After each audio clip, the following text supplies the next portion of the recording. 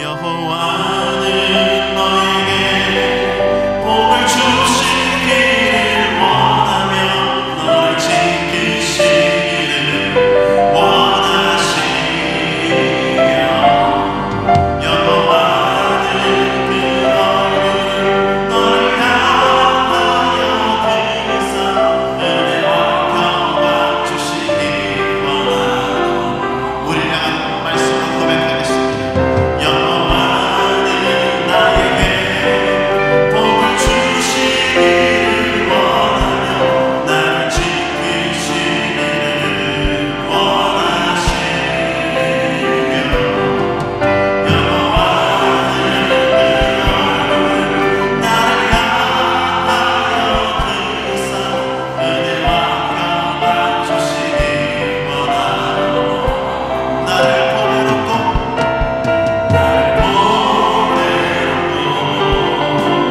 저 귀하게 여기시는 하나님이 내 삶 속에서 이 약속을 신실하게 이루시니 나를 키우신 것으로 하늘에 신령한 것으로 나를 복주시고 지키신 하나님이 나의 영혼 잘되도록 나의 영혼 잘되도록 은혜 베푸시며 평강으로 인도하시 나의 키우신 것으로 나의 키우신 것으로 하늘과 신령한 것으로 나를 복주시고 지키신 하나님이 나의 영혼 잘되도록 은혜 베푸시며 평강으로 인도하시니.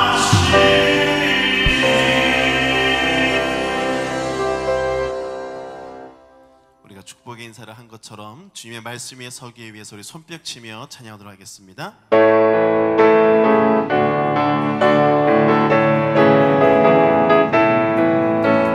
주님 약속하신 말씀 위에서 영원토록 주는 자손과 힘과 손을 높여 주는 영광 돌리며 약속 믿고 굳게 서리라. 굳게 서리 영원하신 말씀 위에 굳게 서리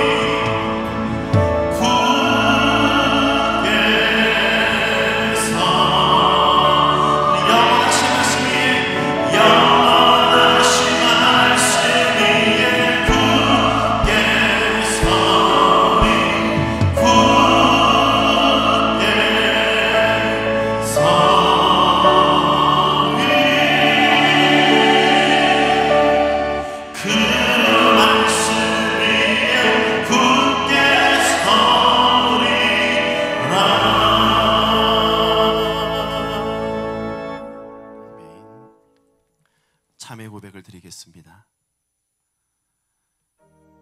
죄인을 용서하신 하나님, 거룩하신 삼위일체 하나님께 예배 드릴 때 저희들에게 정결의 영을 허락하여 주시옵소서.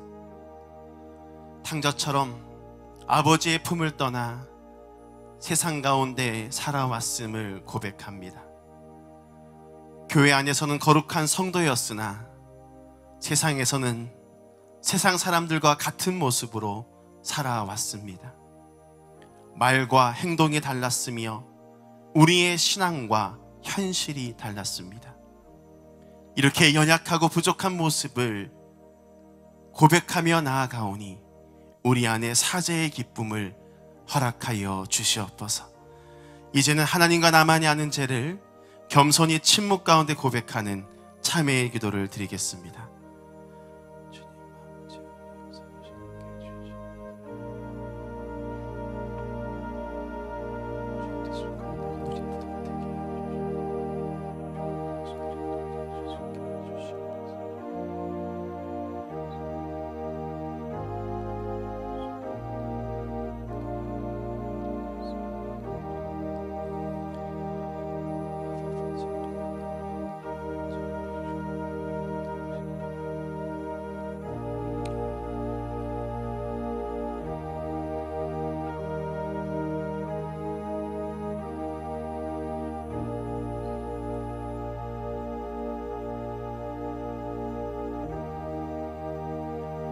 이 시간 진심으로 하나님 앞에 참회 고백을 드린 우리에게 주시는 하나님의 사죄의 말씀이 여기 있습니다.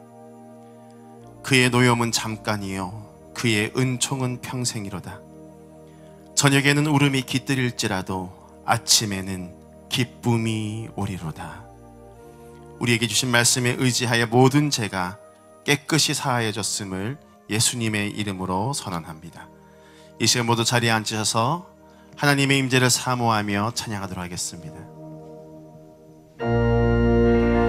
하늘의 문을 여소서, 이곳을 축복하소서. 주를 향한 노래가 꺼지지 않으니 하늘을 열어보소서.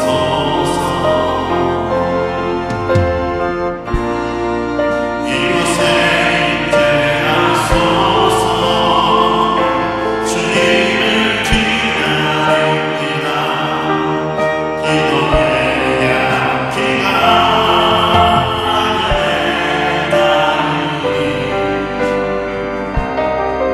주여 임재하여 주소서.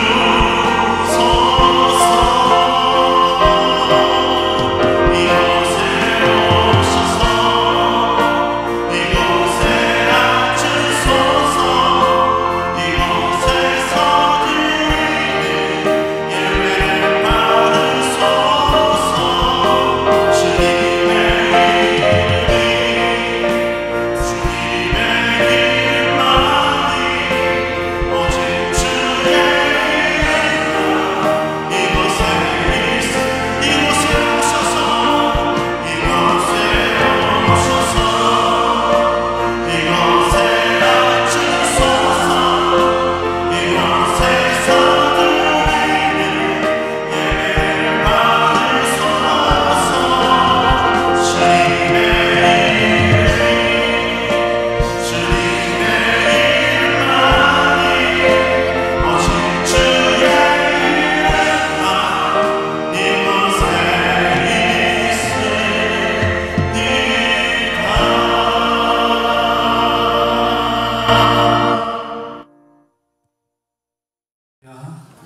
하나님 앞으로 나오신 여러분 모두를 축복합니다.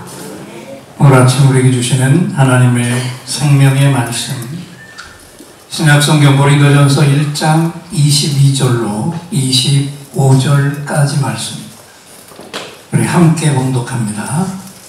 유대인은 표적을 구하고 헬라인은 지혜를 찾으나 우리는 십자가에 못 박힌 그리스도를 전하니 유대인에게는 거리끼는 것이요 이방인에게는 미련한 것이로되 오직 부르심을 받은 자들에게는 유대인이나 헬라인이나 그리스도는 하나님의 능력이요 하나님의 지혜니라. 하나님의 어리석음이 사람보다 지혜롭고 하나님의 약하심이 사람보다 강하니라. 아멘. 옆에 분을 바라보시고 말씀 받기 전에 이렇게 축복하겠습니다. 지혜자가 되세요. 요즘처럼 지혜라는 말이 절박한 때가 없죠. 이 땅에서 최고의 똑똑이라고 하는 네로라는 지도자들이 벌이고 있는 일들을 보면서 어떻게 저렇게 일을 할까 우리 입에서 탄식이 나옵니다. 난다긴다할 만한 브레인들이 모인 집단들이 어떻게 저렇게 밖에는 못할까? 그래서 먼저 중요한 결론이 나오죠. 인간의 지혜는 아무리 뛰어나도 뭐가 있다? 한계가 있다는 겁니다. 여러분 동의하십니까? 오늘 본문 중에도 고린도서 1장 25절입니다. 함께 읽겠습니다. 하나님의 어리석음이 사람보다 지혜롭고 하나님의 약하심이 사람보다 강하니라. 아무리 뛰어난 지혜도 인간의 지혜는 하나님 지혜에는 미칠 수 없다고 말씀하셨고 인간이 가진 최고의 지혜도 하나님의 지혜에는 턱없이 못 미칩니다. 이 사실을 알고 인정하고 사는 사람이 지혜로운 사람인데 여러분 중요한 것은 하나님은 지혜가 무엇이라고 말씀하고 계실까요? 그것은 잠언서에 아주 역력하게 나와 있습니다. 잠언서 9장 10절 말씀을 앞을 보고 큰 소리로 읽겠습니다. 여호와를 경외하는 것이 지혜의 근본이요 거룩하신 자를 아는 것이 명철이니라. 아멘. 지혜와 명철이 무엇인가를 똑바로 여기 선명하게 얘기했습니다. 여호와 하나님을 경외하는 것, 하나님을 두려워하면서 섬기는 것, 그 하나님의 존재를 알고 그 하나님께 경배드리며 엎드리는 것, 그분이 하신 모든 말씀 앞에 겸손히 무릎을 꿇고 그 말씀을 있는 그대로 받아들이는 것, 이것이 우리 지혜의 근본이라고 말씀하고 계세요. 그런데 이 세상의 지혜를 보세요. 문제가 심각한 게 뭡니까?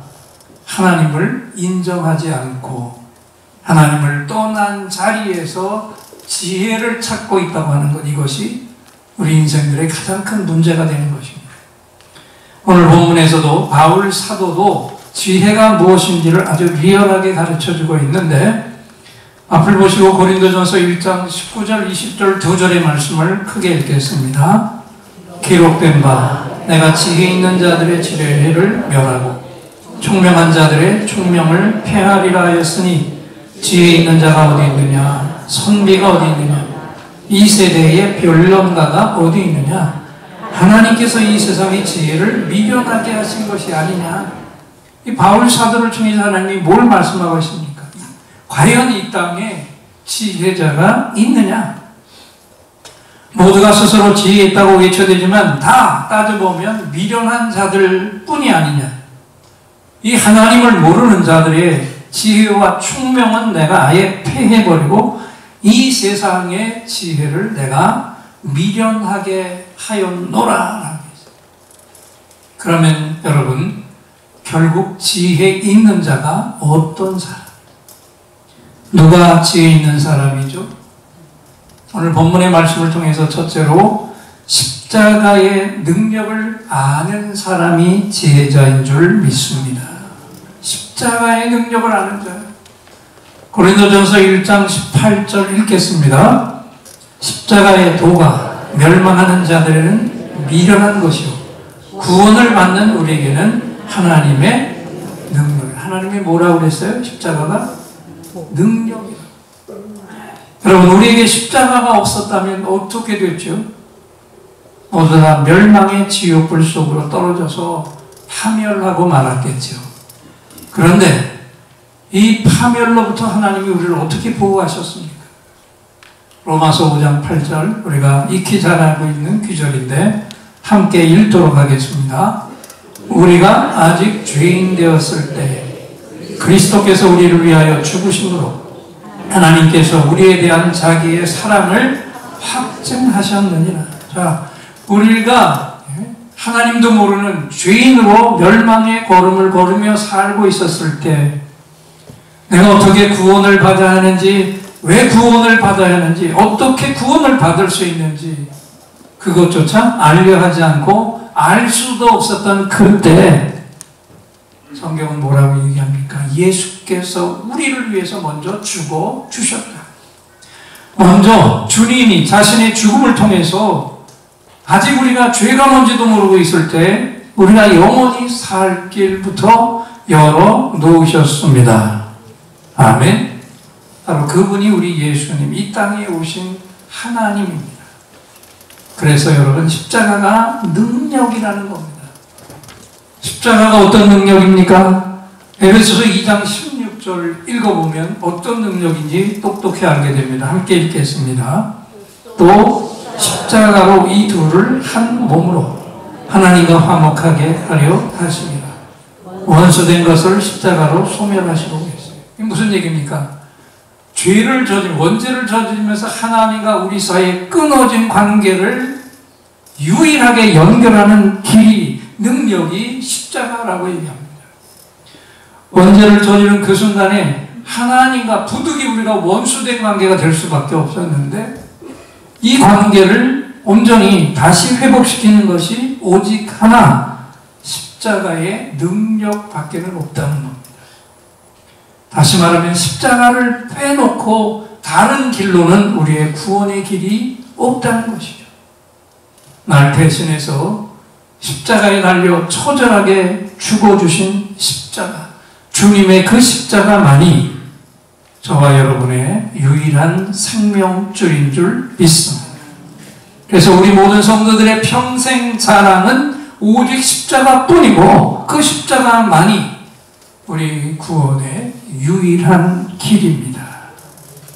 그래서 십자가 위에 나타난 하나님의 사랑, 이 사랑을 알고 사는 사람이 이 땅에서 가장 지혜로운 사람인 줄 믿습니다.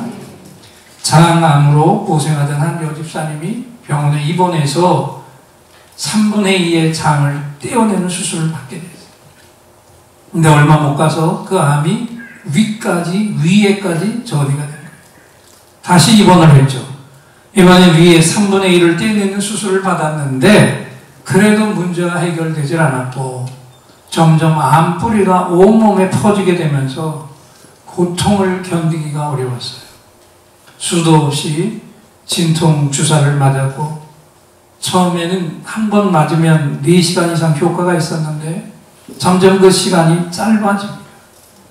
그래서 나중엔 1시간이 멀다 하고 주사를 맞았지만 맞을 때뿐이었고 얼마 후에는 그 효과마저 의지할 수 없게 되었어요. 통증이 올 때마다 견딜 수가 없어서 몸을 뒤틀면서 앙상한 손가락을 마주잡고 하나님께 부르짖습니다. 육체의 고통도 고통이지만 더 큰 고통은 정신적인 고통이었어요. 왜냐하면 이 집사님에게 어린 2 딸이 있었거든요.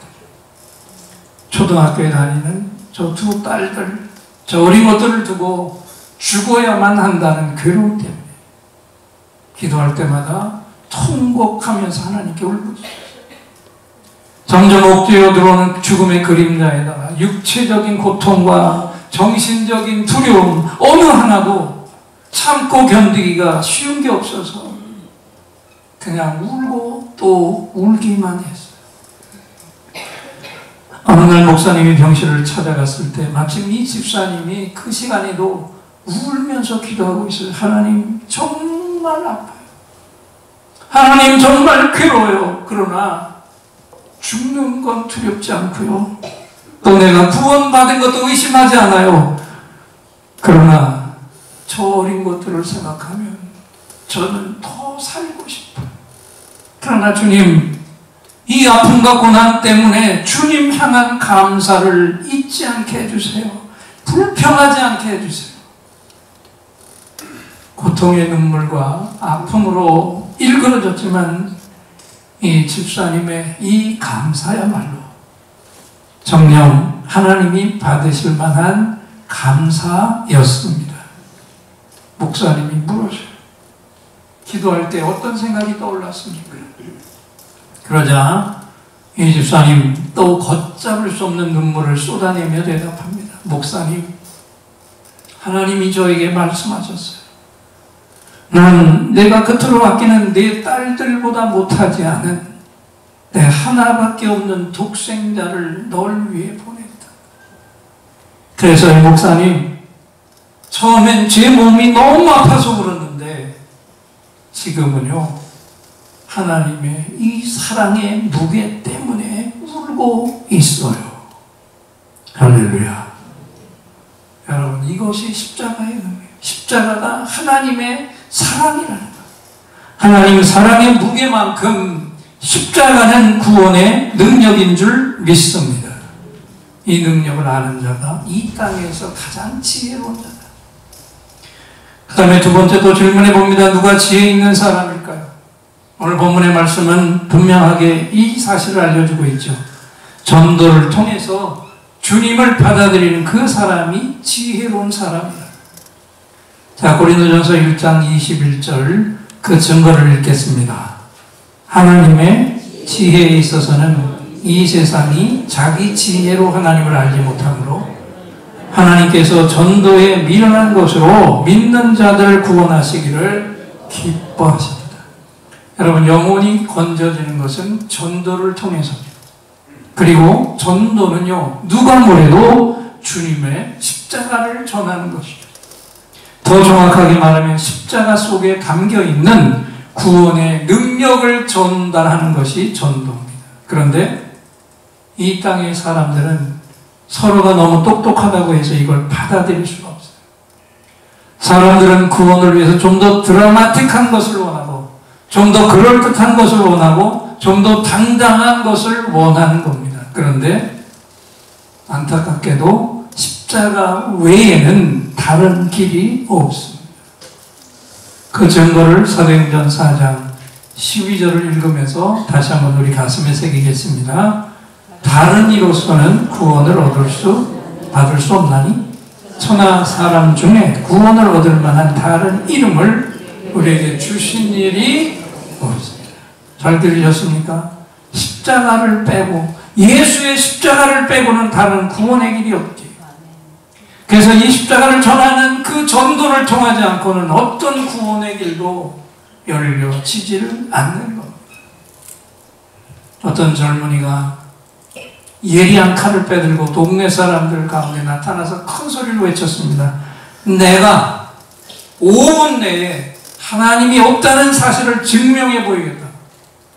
그리고 그 칼로 하늘을 향해 휘두르면서 외쳤어요. 하나님, 당신이 정말 살아있다면 5분 안에 이 칼로 날 죽여보세요. 당신께 도전하는 이 나쁜 놈을 단칼로 죽일 수 없다면 당신은 살아있는 하나님이 아닙니다. 그리고 5분을 세웠습니다. 그런데 5분이 지났는데 아무 일도 이러지 않았어요. 그러자 이제 사람들을 향해서 자신있게 큰 소리로 선언합니다. 보세요! 하나님은 없어요! 우리가 속은 거예요. 잘 보세요. 나같이 악한 사람을 벌할 수 없다면 신이 아닌 게 분명하고, 또 악한 사람을 심판할 줄도 모르는 신이라면 혹시 있다 할지라도 그 신이 무슨 유익이 있겠습니까? 그러니까 그런 하나님은 없는 거예요. 그때 한 할머니가 젊은이 앞으로 다가갔어요. 그리고 그 청년의 손에서 칼을 뺏어 들고 조용히 물었습니다. 아이가 있소? 예, 아들이 하나 있어요. 그렇다면 당신은 그 귀여운 아들이 이런 칼을 들고 와서 아버지 이 칼로 나를 5분 내로 죽여달라면 어떻게 하겠어요? 크게 당황하면서 그런 소리가 어디 있어요? 사랑스럽고 귀여운 아들을 어떻게 죽일 수 있어요? 그리고 할머니를 향해서 덤벼드는데 이 할머니가 그 청년을 붙잡고 똑똑히 말했습니다. 여보, 젊은이, 하나님도 그런 분이에요. 어떤 죄인이나 어떤 악한 사람도 심판하기를 원치 않고 구원하기를 원하세요. 당신 같은 악한 사람도 회개해서 구원받기를 원하시기 때문에 하나님이 지금 참고 계시는 거예요. 할렐루야. 여러분, 맞는 얘기죠? 지금도 하나님은 우리를 사랑하셨어요. 심판을 계속해서 참고 계시고 심판을 유보하고 계신 줄 믿습니다. 그리고 그 유보하고 계신 동안에 계속해서 전도라는 십자가를 전하는 것을 통해서 영원히 죽어야만 하는 영혼들을 지금도 하나님은 살려내고 계십니다. 그래서 아직도 우리에게 기회가 남아있고, 그렇기 때문에 우리가 전도를 해야 하고, 그 전도를 통해서 주님 앞으로 나아오는 자, 그 전도를 통해서 십자가 능력을 통해서 주님을 만나는 자, 그는 절대로 미련한 자가 아닌 줄 믿습니다.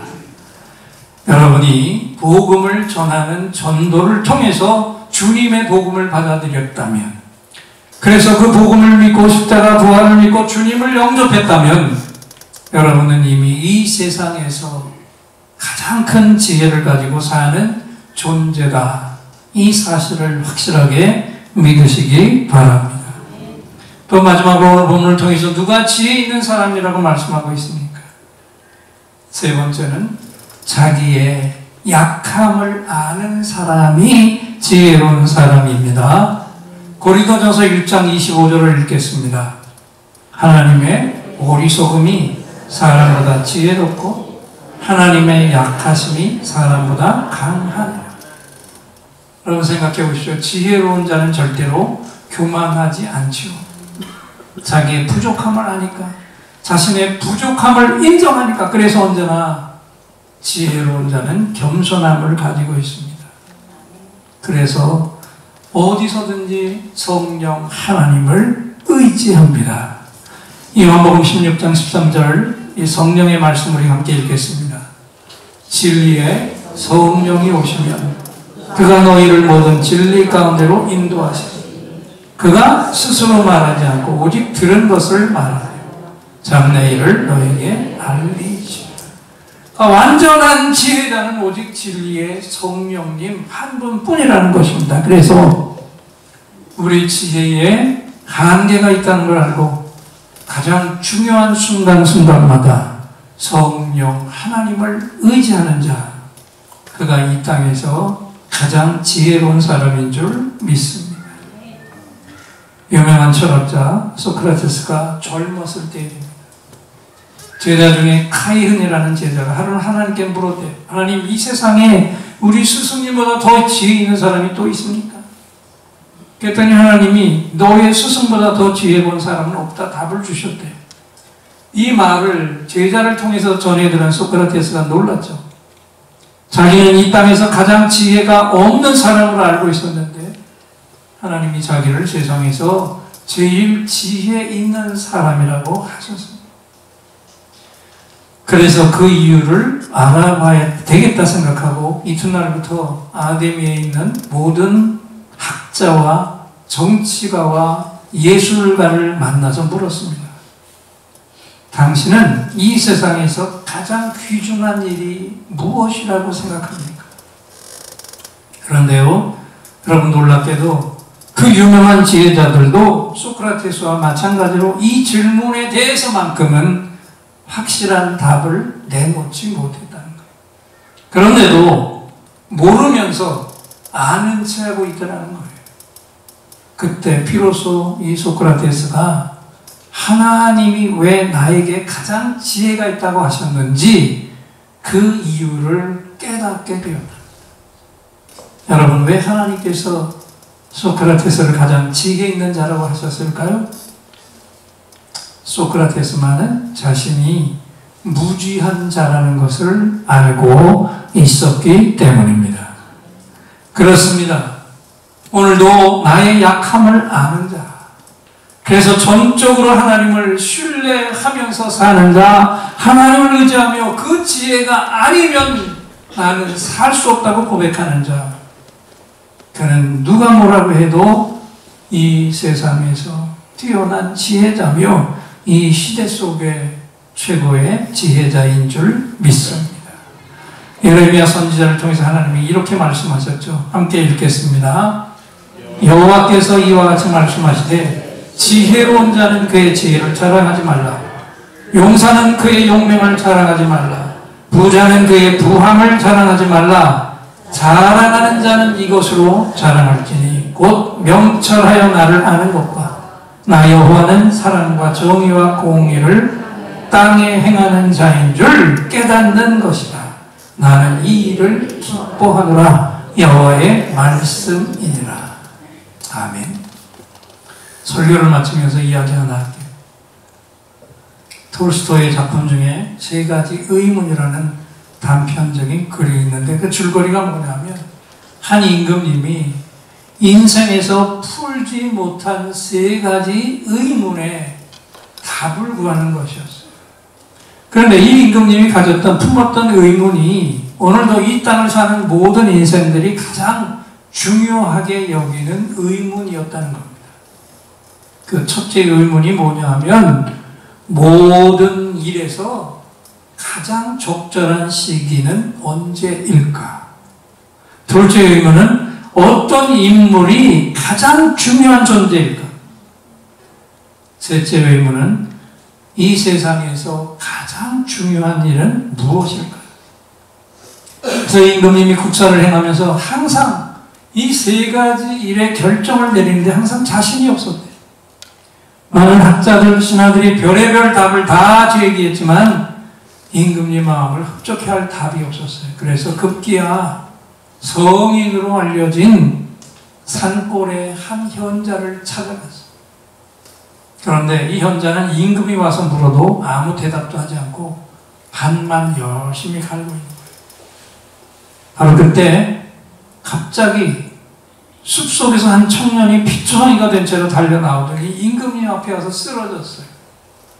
임금님이 할 수 없어서 옷을 찢어서 청년의 상처를 싸매고 방으로 데려가서 정성껏 간호를 해줬어요.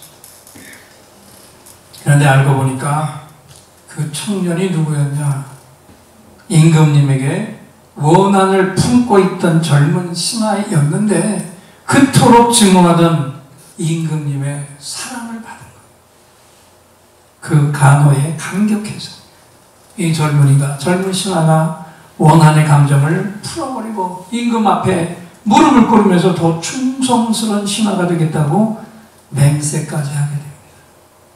그때 그것을 지켜보고 있던 현자가 임금님을 향해서 이런 말을 합니다. 임금님, 이제 답을 아셨죠? 세상에서 제일 중요한 때는 바로 지금입니다. 또 사람이 지배하고 사용할 수 있는 시간은 지금뿐입니다. 그리고 나에게 제일 중요한 존재는 내가 지금 대하고 있는 바로 그 사람이죠. 그리고 마지막으로 제일 중요한 일은 지금 내가 대하고 있는 그 사람에게 내 정성을 다 쏟아 사랑을 베푸는 것입니다. 할렐루야. 여러분, 오늘 말씀 전체를 통해서 이제 여러분이 스스로 결론을 내려보십시오. 누가 지혜 있는 사람입니까? 지금 이 시간, 나에게는 이 현재 시간을 가장 소중하게 쓸 수 있는 사람입니다. 그리고 지금 내 곁에 가장 가까이 있는 사람에게 가장 큰 사랑을 쏟을 수 있는 그 사람이고, 그 사람이 주님을 모른다면 오늘 말씀처럼 전도에 미련한 것으로 그를 구원하려는 시도를 행하고 있는 사람, 그것을 위해서 지금도 자기 자신을 의지하지 않고 성령 하나님의 도우심을 구할 수 있는 사람, 그 사람이 이 땅에서 가장 지혜로운 사람인 줄 믿습니다. 이제 세상으로 나가서 한 주 동안 세상 속에서 언제나 내 앞에 누가 있는지 그걸 돌아보십시오. 그리고 바로 그 사람에게 내가 할 수 있는 가장 큰 사랑을 베풀어 주세요. 그가 주님을 모른다면 우리는 십자가를 전하는 전도를 해야 될 것입니다. 그리고 그것이 그에게 영향을 끼칠 수 있기 위해서는 순간순간 우리가 성령 하나님의 도우심을 구해야 할 줄 믿습니다. 그래서 오늘 말씀을 받은 우리 모두가 다 이 시대에 하나님이 인정하시는 가장 뛰어난 지혜자로 살아가시기를 우리 주님의 이름으로 축원합니다. 이제 우리 함께 찬양하고 기도하겠습니다. 모든 상황 속에서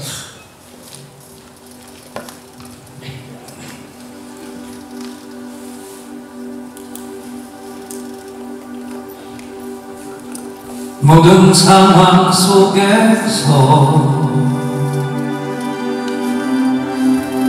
주를 찬양할지라.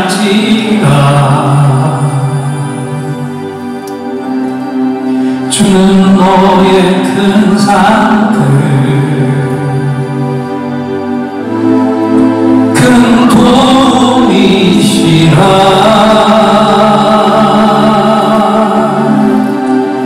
주의 얼굴 구할 때 주의 영을 부사 그 생사랑 안에서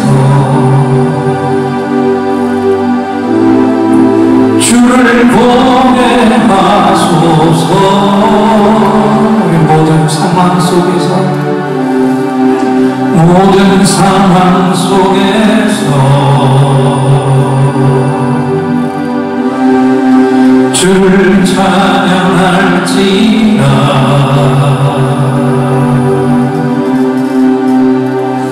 주는 너의 큰 산들 큰 도움이시라. 주의 얼굴 구할 때 주의 얼굴 구할 때 주의 지혜 부사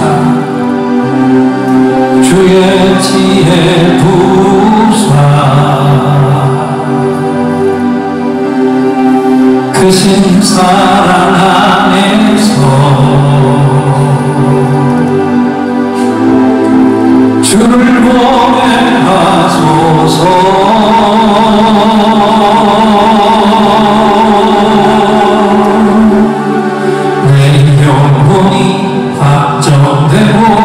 확정되어 싸우니 믿음의 눈 들어 주를 바라봅니다. 내 영혼이 확정되어 싸우니 믿음의 눈 들어 주를 바라봅니다. 내 영혼이 확정되고 오른손을 드시고 확정되어 싸우니 내 믿음의 눈으로 주를 바라봅니다. 내 영혼이 확정되어 싸우니 믿음의 눈으로 주를 바라봅니다. 주를 찬양할 때 주의 나라 이미 임했네. 주의 영원한 나라 주 보게 하소서. 내 영혼이 확정되어 싸우니 믿음의 눈 들어 주를 바라봅니다. 내 영혼이 확정되어 싸우니 믿음의 눈 들어 주를 바라봅니다.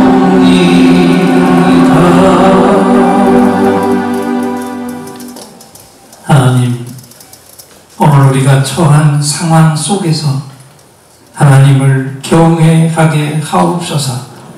하나님을 더 알게 하셔서 하늘의 지혜자로 살게 하옵소서.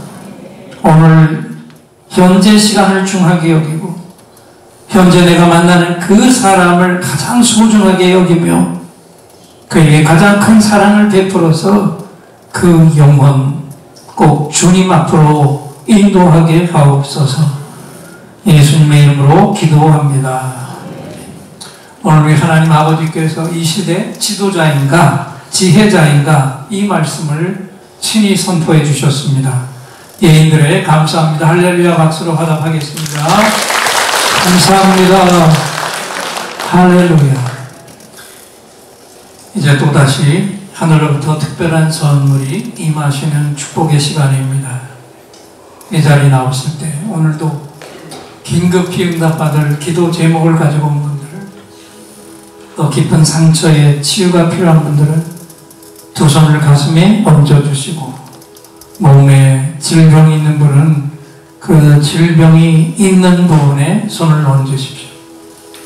여러분의 응답과 치유를 위해 하나님을 향해 간절한 찬양을 올려드리고, 하나님이 주시는 응답을 확신의 찬양으로 선포할 때 최고의 치유, 최고의 응답이 선물로 부어질 줄 믿습니다. 믿음의 손을 얹으시기 바랍니다. 오늘 이곳에 성령님 오셔서 우리의 상처, 우리의 질병을 주여 우리의 영혼을 만지사 생명처럼 뛰게 하옵소서. 여기 이 시간 치유의 찬송을 마음의 귀로 영혼의 눈으로 오직 주님을 찾는 이 가슴에 영원하신 분을 만나리라. 아무 사람들 여기에 있어요. 이 노래 듣고 소망을 가져요. 주여 불쌍히 여기어 주시사 치유의 힘 받게 하옵소서. 내가 너에게 치유를 주노라. 세상이 빼앗을 수 없는 치유를 너희의 아픔과 상처 하늘의 빛으로 치료하여 주노라. 일어나라 소망으로 일어나라 예수를 믿음으로 너의 믿음대로 되는 나라에서 하늘의 문이 열려 모든 병이 사라지네. 하늘의 문이 열려 모든 문제 응답되네. 예수 안에서 치유하소서. 예수 안에서 응답하소서. 예수 안에서 살게 하소서. 예수 안에서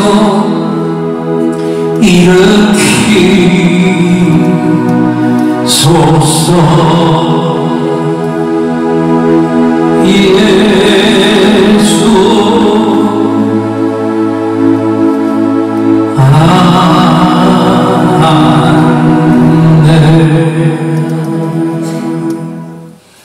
내가 채찍에 맞음으로 너희가 나음을 입었도다. 아멘. 약할 때 강한 대신에 나의 노래가 되신즉 주 나의 모든 것 주 안에 있는 보물을 나는 포기할 수 없네. 주 나의 모든 것 십자가 죄사하셨네. 주님의 이름 찬양해.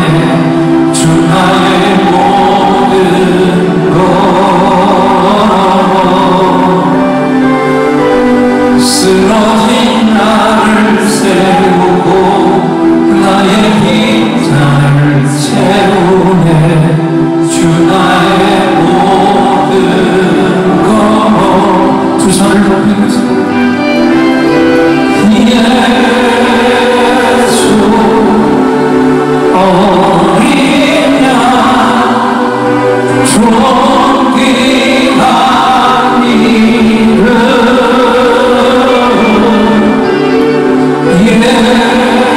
예수 어린 양 존귀한